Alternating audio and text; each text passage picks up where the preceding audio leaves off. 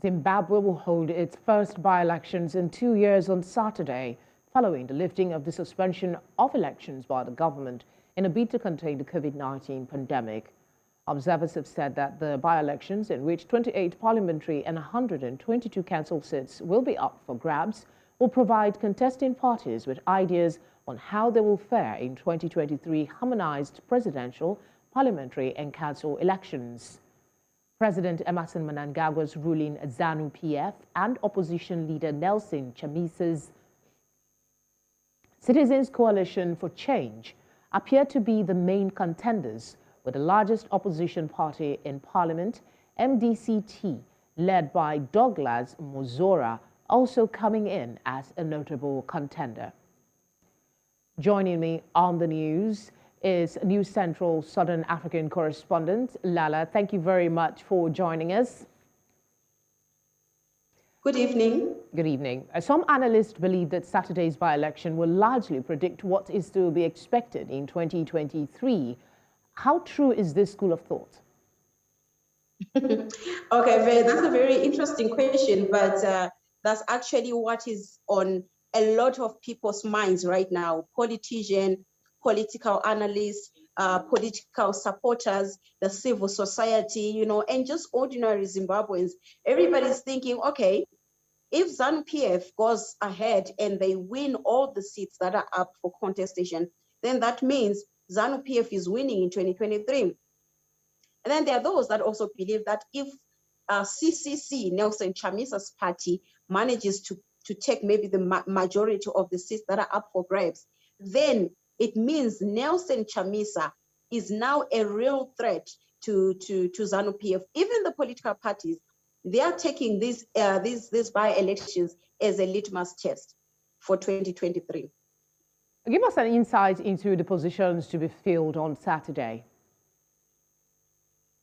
Okay, so these positions, there are 22 seats up for grabs in the National Assembly, and there are 105 up for grabs for the local authorities. And these seats, obviously, they fell vacant after some are, of course, are due to deaths, because the country had quite a number of politicians, succumbing to COVID-19.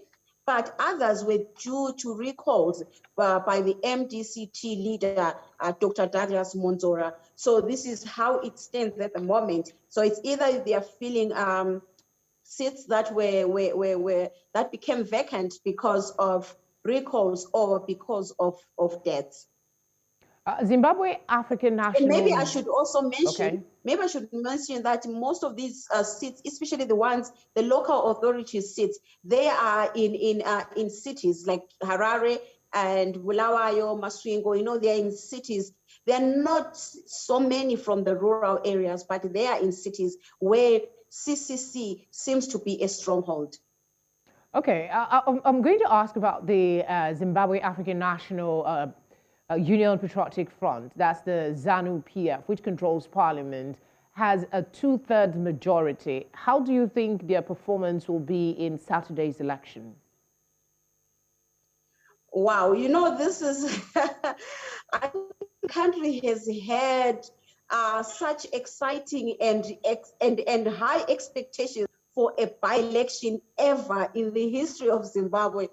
These by-elections have generated a lot of interest and a lot of excitement, for everyone. And honestly, I personally, as a journalist, I'm waiting to see how these things are going to play out. I mean, both political parties have on the ground. Both political parties have put in the work to make sure that, they campaign, to make sure that they get supporters their way, they are on their side, and to make sure that they really, really win these elections. So ZANU-PF, where it stands, it really, really believes that they are going to get these seats. They are going to be in full control of the parliament, because right now they actually have the majority in parliament, and obviously they would want to have they want to stay as a majority, or even to have full control, of the parliament. So yeah, it's really going to be exciting, and hopefully we'll have the results, by Sunday, maybe latest Monday. But we are hoping to have the results as soon as possible. Well, we'll so certainly that we circle back see to you how for all the ZANU-PF details as things unfold there. But before we let you go, quickly, if you can, in 30 seconds, what's your assessment of the preparedness of the Zimbabwe Electoral Commission to carry out credible elections? Okay, first off, it's quite interesting that ZAC has printed ballot papers that are not even half of the registered voters that are supposed to vote tomorrow. So just that on its own, that's lack of preparedness. Then the other issue is the issue of ballot papers being printed in black and white. The opposition political parties have been complaining about that in the past few days, but ZAC says they are not obligated to print in color. So, there are quite a lot of numbers. There's the issue of voters' roll, that is an anomalies that were found, by independent researchers. So there's quite a number of things that ZAC is proving not to be doing right. But, well, the elections are still going ahead tomorrow. All right, thank you very much, Lallah, for speaking with us. We'll definitely be coming back to you for updates. Thanks again.